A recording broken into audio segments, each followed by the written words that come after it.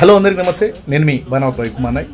దేవరకొండ నియోజకవర్గంలో ఉన్నటువంటి ప్రజానికానికి, ముఖ్యంగా మా యొక్క బీఆర్ఎస్ పార్టీ కార్యకర్త మహాసోదరులకి, సైనికులకి పేరు పేరున నా యొక్క హృదయపూర్వక నమస్కారాలు.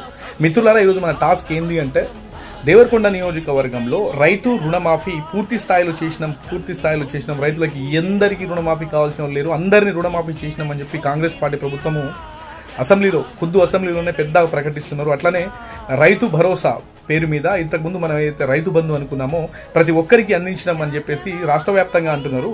మన నియోజకవర్గంలో ఒక విషయాన్ని గ్రహిద్దాం. ఎందుకంటే ఒక విషయాన్ని నియోజకవర్గ ప్రజల దృష్టికి తీసుకెళ్దాం.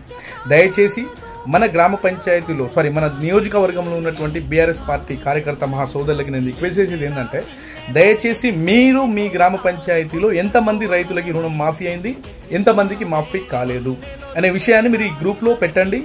ఈ విషయాన్ని రాబోయే 2-3 రోజులు దేవరకొండ నియోజకవర్గంలో హాట్ టాపిక్ గా స్థానిక శాసనసభ్యులైనటువంటి బాలనాయక్ గారి దృష్టికి వెళ్లేంత వరకు, ఎంతమందికి రైతు రుణమాఫీ కాలేదు ఆయనకే తెలిసేంత వరకు, రాష్ట్ర ప్రభుత్వం దృష్టికి వెళ్లేంత వరకు 2 days 3 days ఈ టాపిక్ ని హైలైట్ చేద్దామని మీ అందరికీ రిక్వెస్ట్ చేస్తూ పిలుపునిస్తున్నా.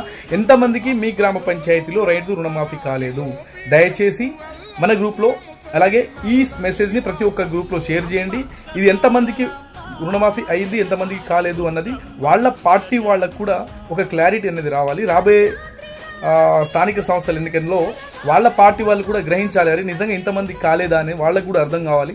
కాబట్టి దయచేసి ఈ మెసేజ్ ని ప్రతి ఒక్క గ్రూప్ కి షేర్ చేసి నిజమేంటో నిరూపించాల్సిందిగా మీ అందరికీ పిలుపునిస్తూ సెలవు తీసుకుంటున్నా. Thank you so much.